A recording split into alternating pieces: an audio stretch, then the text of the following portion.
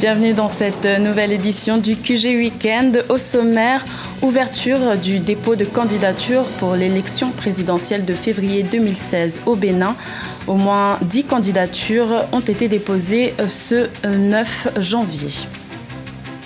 Mise à disposition du rapport de l'initiative pour la transparence dans les industries extractives en Guinée, le pays rend compte de ses exploitations minières.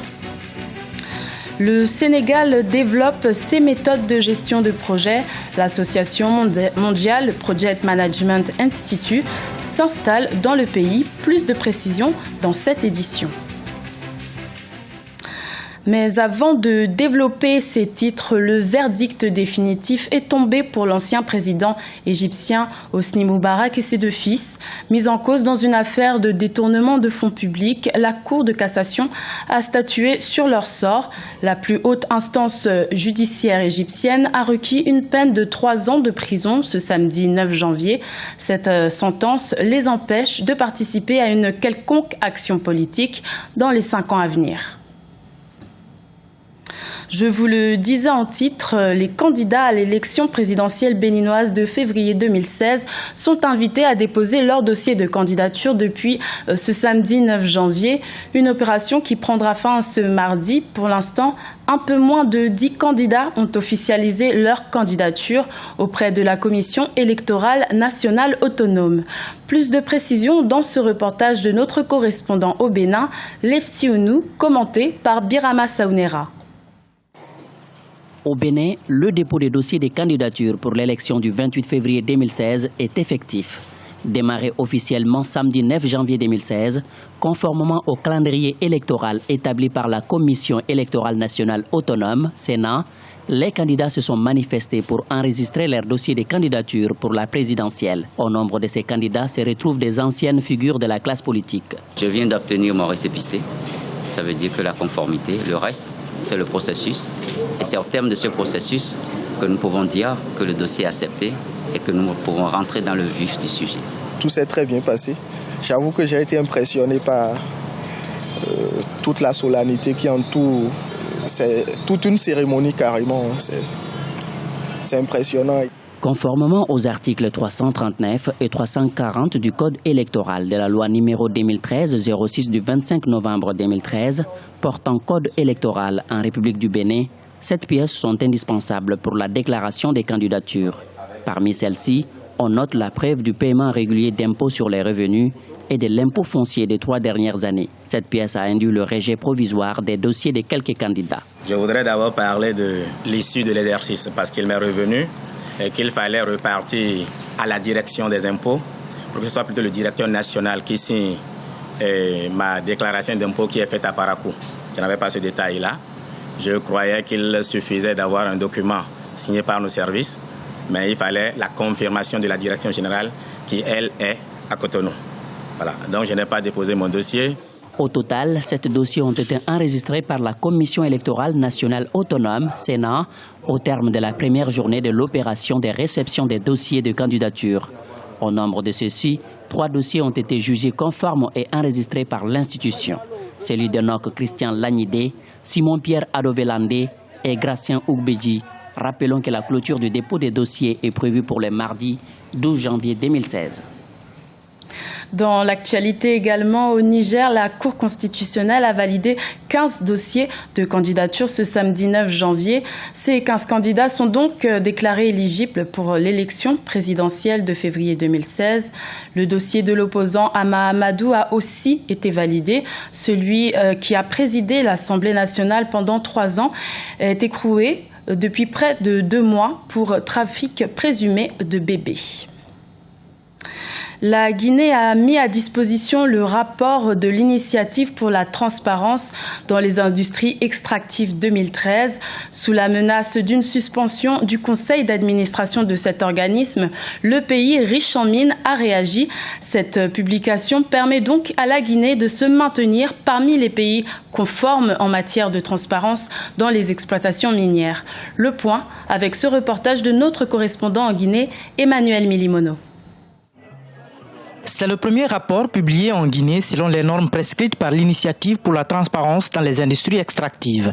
Il permet de renforcer la compréhension du niveau des contributions du secteur extractif au développement économique et social du pays. Le document fait également le point sur l'environnement du secteur extractif guinéen, tout en proposant des orientations visant à consolider la gouvernance publique des industries minières dans le pays.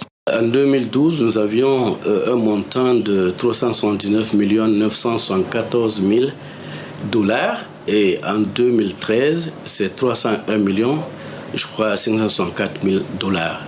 Donc ça, c'est la différence au niveau des montants qui ont été collectés par les deux différents rapports.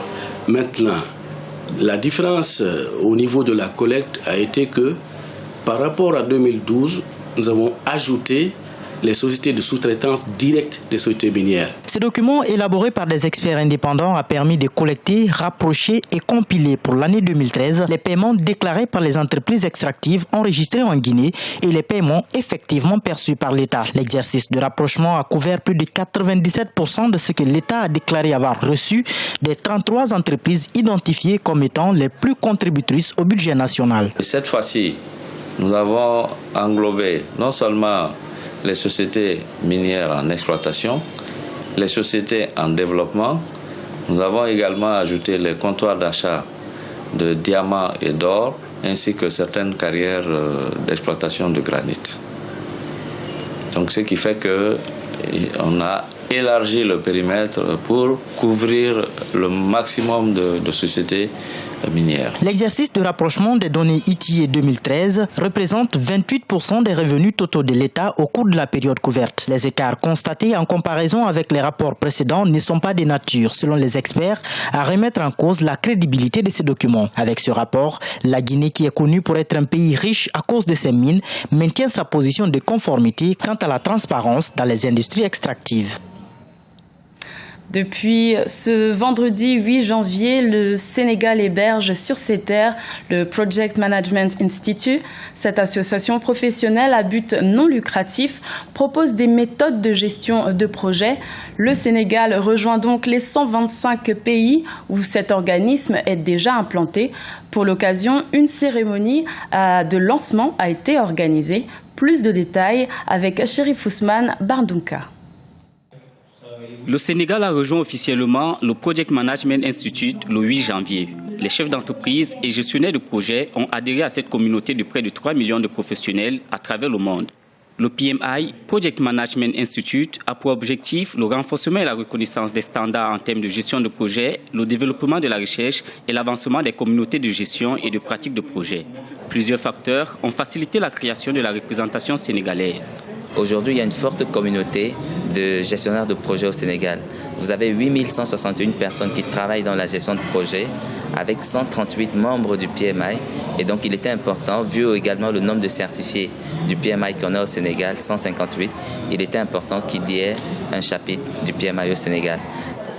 La représentation du Sénégal permettra de mettre en place une communauté de professionnels et sympathisants de la gestion de projet. C'est également une occasion pour les sociétés sénégalaises d'accroître leur visibilité et faire entendre la voix du Sénégal dans le Conseil des Nations.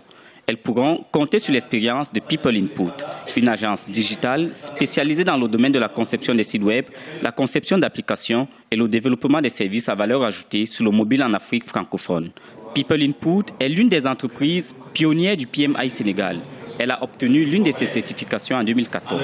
Aujourd'hui, un exemple, une entreprise qui n'était pas capable de participer de gagner des appels d'offres pourra facilement gagner des appels d'offres de projets complexes parce qu'il a au sein de son entreprise des membres qui sont certifiés et qui sont capables justement de prouver à ces personnes qui ont des besoins, qui sont capables de gérer des projets complexes et voilà, qui partagent ces standards internationaux qui sont reconnus à travers le monde.